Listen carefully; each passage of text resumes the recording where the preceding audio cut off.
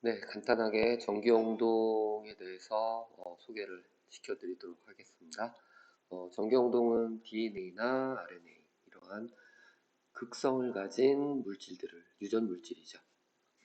아가로드 젤을 이용해서 크기 또는 우리가 알고 있는 성질들을 확인하는 그런 방법입니다. 전기용동은 먼저 샘플을 조제해야 될 거고요. 샘플을 조제하는 방법은 뭐 DNA를 직접 뽑든지 아니면은 PCR을 이용해서 증폭을 하든지 아니면은 플라스미드 DNA 같은 DNA 증폭된 것을 제한 요소를 처리해서 확보하는 방법 등을 활용할 수가 있습니다. 그래서 이렇게 만들어진 샘플을 그러니까 음뭇가사리 같은 한천이죠. 한천 배지에다가 전기의 힘을 이용해서 전개를 시키게 되는데요. 그 젤을 만드는 방법은 아가로즈라고 하는 한천의 고순도로 만들어 놓은 한천을 물에 녹여서 열을 가하게 되면은 액체 상태가 됩니다. 그랬다가 식으면서 다시 고체 상태로 돌아오게 되는데 그 고체 상태로 돌아올 때 그냥 굳는 것이 아니고 내부에 그물 같은 구조체를 형성하게 되죠. 그 구조체 때문에 DNA가 크기에 따라서 영동이 달라지게 됩니다. 그래서 시작점에서부터 많이 내려올수록 크기가 작아진 DNA들이 내려오게 되는 거고요. 위에 있을수록 큰 사이즈들이 확인이 되겠죠. 그래서 이 환천을 물에다 그냥 하는 게 아니고요. TA나 TB라는 적정화된 버퍼에다가 녹여서 전자레인지를 돌려서 열을 가한 다음에 어느 정도 식은 다음에 젤을 만들게 됩니다. 전기용동은 DNA 자체가 마이너스 성질을 가지고 있기 때문에 전기용동 장치에서 이 마이너스 표시가 있죠. 그래서 실질적으로 마이너스가 마이너스 전자를 밀어내는 그런 성질을 이용해서 DNA를 분리하게 됩니다. 그래서 이 앞쪽에 시작점이 있고요. 마이너스 전자. 그러니까 전기는 이렇게 흐르는 거죠. 플러스에서 마이너스로. 전자는 마이너스에서 플러스로 이동하면서 마이너스 전하를 가진 DNA나 RNA 유전자들을 밀어서 이렇게 크기에 따라서 영동을 시켜주게 됩니다. 그 젤은 에티디움 브로마이드나 요즘은 DNA 같은 차지 물질들을 염색하는 다이가 잘 나와 있습니다. 그래서 이런 다이들에게 DNA를 염색해서 UV를 쪼여서 확인을 하게 됩니다.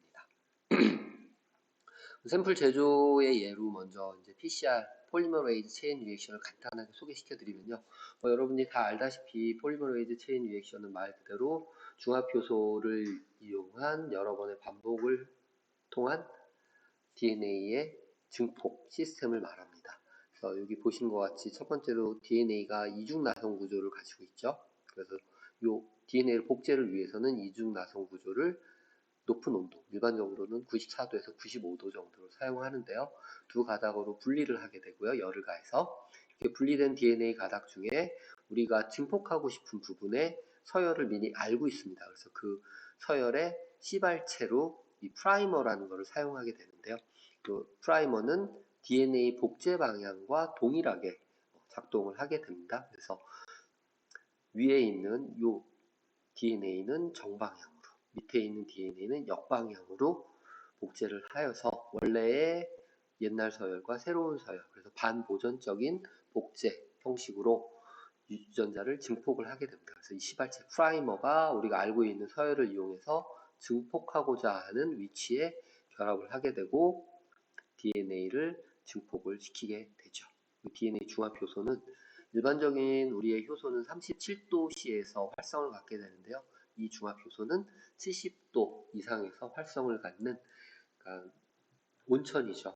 서머아쿠아에서 사는 박테리아에서 얻어낸 택이라고 얘기하는데 서머아쿠아 폴리머레이즈입니다. 그래서 DNA 중합 효소가 결합을 하고 증폭을 시작을 하게 됩니다. 그러면 프라이머가 주황색이고요. 새롭게 만들어진 서열이 하늘색이죠. 주형, 템플레이트라고 하는 게 기존에 있는 DNA고요. 그래서 이 과정을 여러 번 반복하게 되는 거고 일반적으로 30사이클 정도. 그래서 온도의 변화로 확인을 해보면은 처음에 열을 가해서 변성 두 가닥을 떨어뜨리게 되고요. 프라이머를 결합시키게 되고요. 어닐링이라고 표현합니다.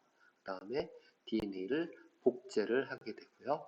다시 떨어뜨리고 프라이머 결합시키고 복제하고, 그것을 30번 이상 반복을 하게 되면은 이런 식으로 원래 가닥에서 떨어지고 프라이머가 결합하고 새로운 녹색 가닥이 형성된 새로운 두 가닥, 그리고 이게 또 떨어져서 각각 새로운 두 가닥이 형성이 되고, 뭐 이런 식으로 해서 2의 n승으로 계속해서 새로운 DNA 카피가 만들어지게 됩니다. 근데 이 DNA가 복제되는 카피, DNA 절편은 요 프라이머에 한정돼서 요 크기만이 계속 만들어지게 되는 거죠. 기존 처음에 템플레이트는 한 카피만 남게 되고, 프라이머가 복제하는 DNA 크기를 한정하기 때문에 그 부위만 계속해서 반복적으로 복제해서 복제 생산물을 만들게 됩니다. 여기 하나하나 들어가는 게 이제 뉴클레오타이드라고 하는 부분이죠. 그래서 우리는 DNTP라고 이제 불러주게 되고요. PCR을 통해서 이렇게 다량으로 복제된 DNA 절편들을 아까 말씀드린 이 아가로스 젤 한천 배지에 전기 용동을 해서 이 DNA의 크기별로 분리를 하게 됩니다. 이거 마이너스, 이거 플러스죠. 한천을 내부적 구조를 보시면은 이런 식으로 그물망을 형성을 하게 됩니다. 그래서 온도가 낮았을 때는 이렇게 풀어져 있는 상태로 존재하다가 온도를 가해서 녹이게 되면은 완전히 액체 상태가 되고요. 다시 천천히 식어가면서 이런 구조체를 다시금 형성하게 되는 거죠. 솔루션 상태와 젤 상태. 이 젤이 이런 그물 형태를 구성을 해서 뭐에 따라서 크기에 따라서 DNA를 분리하는 그러한 방법이 바로 전기 영동이라는 그런 방법입니다. 그래서 아까 말씀드린 대로 준비된 PCR 프로덕트 샘플을 마이너스 쪽이죠. 마이너스 쪽에 만들어진 요 한천 배지의 젤에 전기 용동을 통해서 용동을 하게 되면은 DNA가 크기에 따라서 디렉션 무브먼트죠. 크기에 따라서 영동이 되고 분리가 되게 되는 겁니다. 그리고 이렇게 영동된 DNA는 에티디온 브로마이드나 아니면 DNA 결합 다이를 이용해서 이렇게 염색을 하게 되고요. UV를 조사를 하게 되면은 밴드가 파란색으로 이렇게 보여지게 되는 거죠. 그래서 우리가 증폭한 DNA들을 앞에 있는 게 이제 사이즈 마커, 레더라고 표현하고요. 백베이스 페어부터 200, 300, 400. 실질적으로 우리가 원하는 DNA가 정상적으로 잘 증폭되었는지 확인을 하는 그런 방법입니다. 전기용동 방법을 순서대로 이제 쭉 나열을 한 건데요. DNA 샘플을 웰에다가 로딩을 하게 되고, 웰이라고 부릅니다. 웰은 우물이죠.